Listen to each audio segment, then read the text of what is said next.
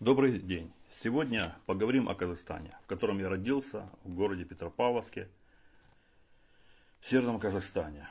И также мои родственники там, родители. Хочу обратиться к коллаборантам, которые ждут русского мира. Вы думаете, что когда придет русский мир, произойдет освобождение, и вы вернетесь в жизнь бывшего Советского Союза.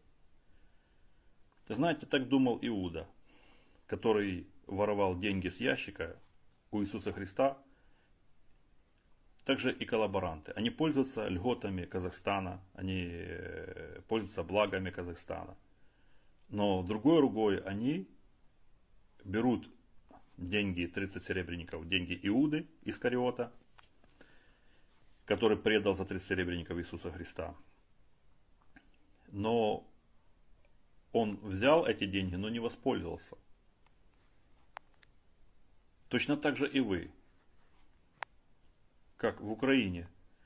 Коллаборанты, которые за 300-400 гривен делают наводку на украинские войска.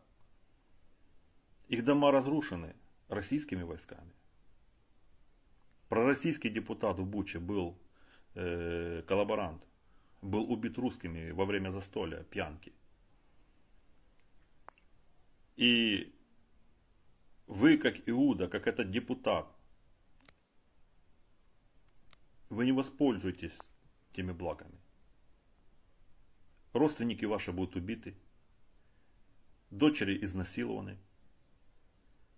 Потому что пьяные солдаты российские, они никогда не видели столько алкоголя, когда заходили в супермаркет и разграбили виноводочные магазины. Ящиками выносили оттуда. И представьте себе, как они бесперебойно бухали. И что они могут творить в таком состоянии. Убивать даже своих соотечественников, военнослужащих. А вас и с вами никто считаться не будет. Поэтому советую в Казахстане приготовиться к защите своей родины. Советую, чтобы уже были подготовлены окопы в несколько колец на определенном расстоянии.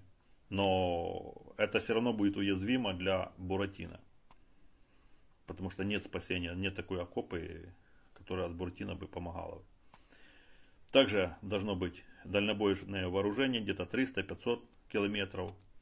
Самое лучшее это хаймерсы, потому что российское ПВО не сбивает. И это вооружение, оно успешно уничтожает склады, боезапасы, которые взрываются по 2 недели и больше. И оно остановило наступление Российской Федерации. Это помощь. А 50 хаймерсов достаточно для того, чтобы серьезно пойти в контратаку. Поэтому то, что байрактары вы из Турции договорились, это отлично. Это хорошее и успешное. Но также те люди, которые в интернете за русский мир высказываются. Я советую, как Россия заселяла Сибирь ссылками. Я советую, чтобы люди эти бумерангом почувствовали это на себе, то, что они делают. И где-то тоже туда, где-то в Южный Казахстан, для восстановления депрессивных регионов, где-то там найти в каких-то ущельях, чтобы они там пожили. Особенно военнослужащие, которые принимают деньги Иуды, хотят и там прокормиться.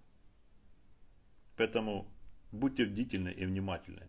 Потому что наш президент, он занимался корпоративами. И он не думал, что будет война. Об этом и говорил.